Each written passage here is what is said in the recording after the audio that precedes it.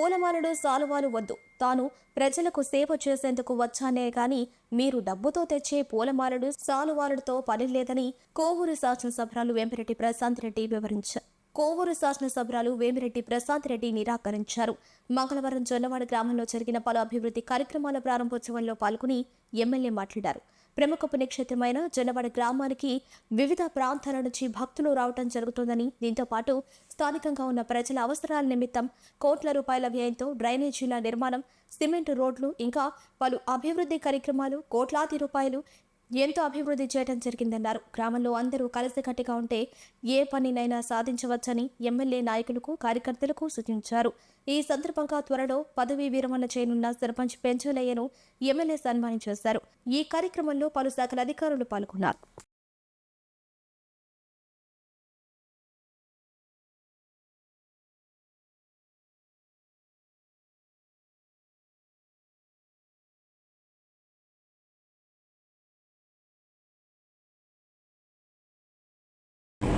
ఈరోజు ఈ జొన్నవాడ గ్రామంలో అమ్మవారి సాక్షిగా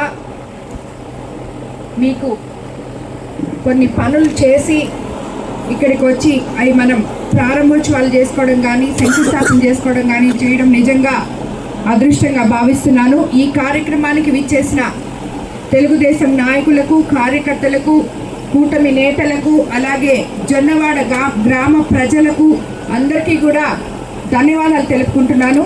మీకు అందరికీ తెలుసు, మన ప్రభుత్వం అధికారంలోకి వచ్చి 21 నెలలు అవుతుంది.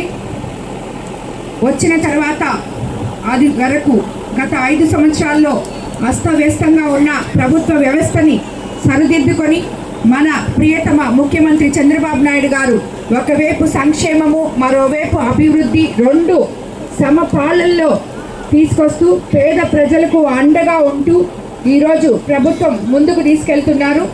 మనం ఎలక్షన్ ముందు ఏదైతే చెప్పామో సూపర్ 6 పథకాలు సూపర్ హిట్ చేసుకున్నాము అనే దానికి మీరందరూ సాక్షులు ఇక్కడ. ఎందుకంటే 1వ తేదీకంతా 4000 పెన్షన్ అందిస్తున్నాం.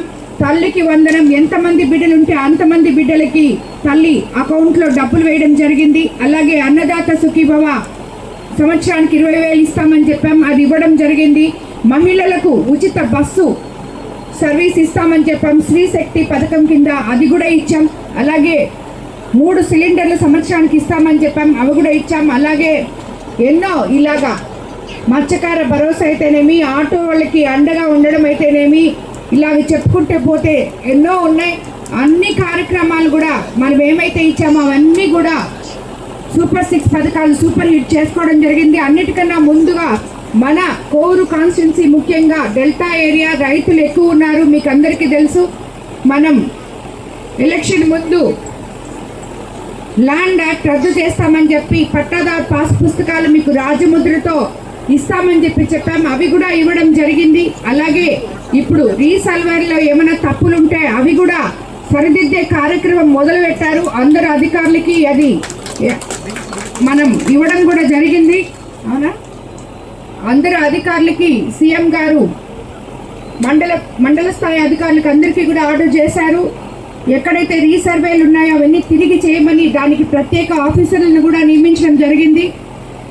ప్రతి ఒక్కరు కూడా మీకు ఎక్కడైనా తప్పులు జరుగుంటే అధికారులతో సంప్రదించి తప్పకుండా చేసుకోవాలి. ఒక కోవూరు కాన్స్టిట్యున్సీలో ఎవరైనా రీసర్వేల్లో తప్పులు జరిగి ఇబ్బందులు పడుతూ దానికి అధికారులు స్పందించకపోతే నేరుగా నా దగ్గరికి రావాలని చెప్పి కోవూరు కాన్స్టిట్యున్సీలో ఉన్న ప్రతి ఒక్కరికి కూడా నేను తెలియజేసుకుంటున్నాను.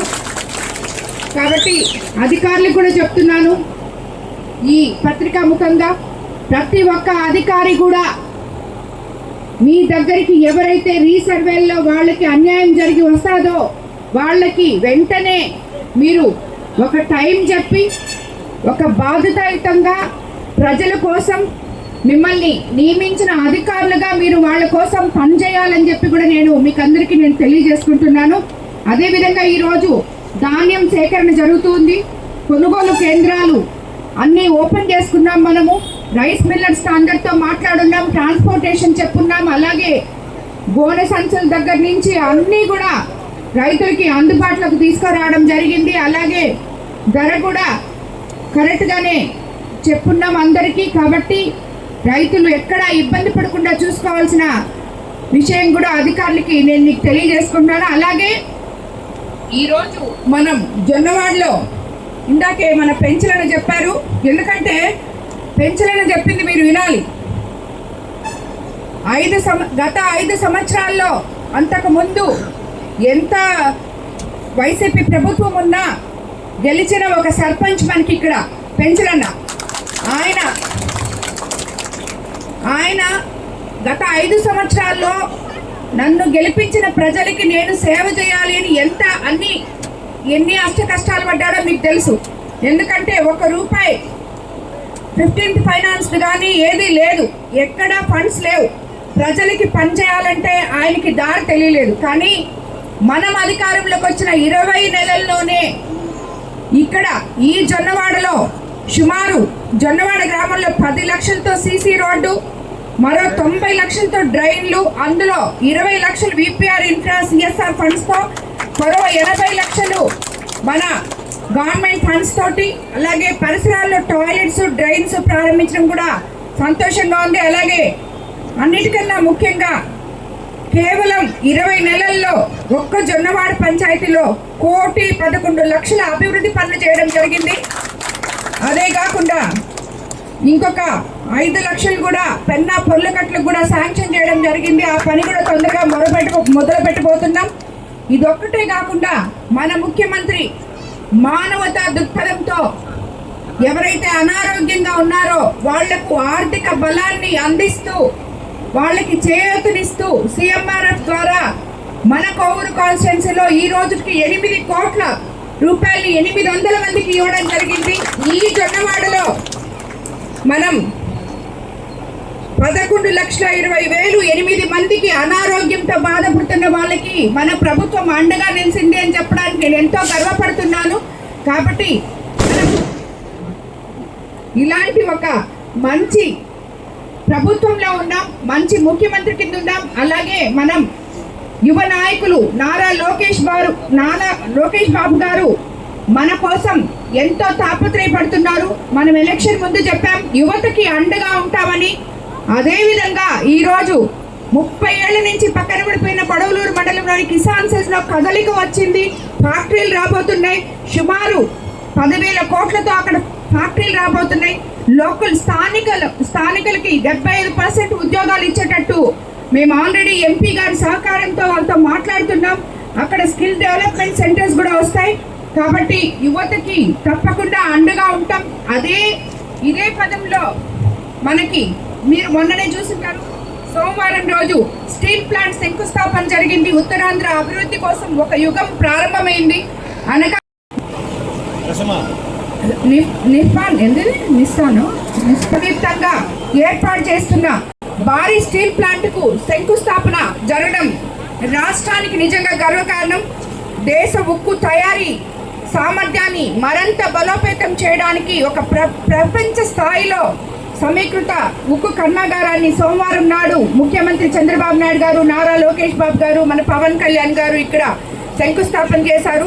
దేశంలోనే అతిపెద్ద గ్రీన్ ఫీల్డ్ ప్రాజెక్టులో ఒకటైన ఈ ప్రాజెక్ట్ సుమారు 135,964 కోట్లతో పెట్టుబడి ఇక్కడికి రావడం జరిగింది. ఇందులో ప్రత్యక్షంగా పరోక్షంగా చూసుకుంటే 1,00,000 మందికి పైగా ఉద్యోగాలు మన ఆంధ్ర రాష్ట్రానికి రాబోతున్నాయి.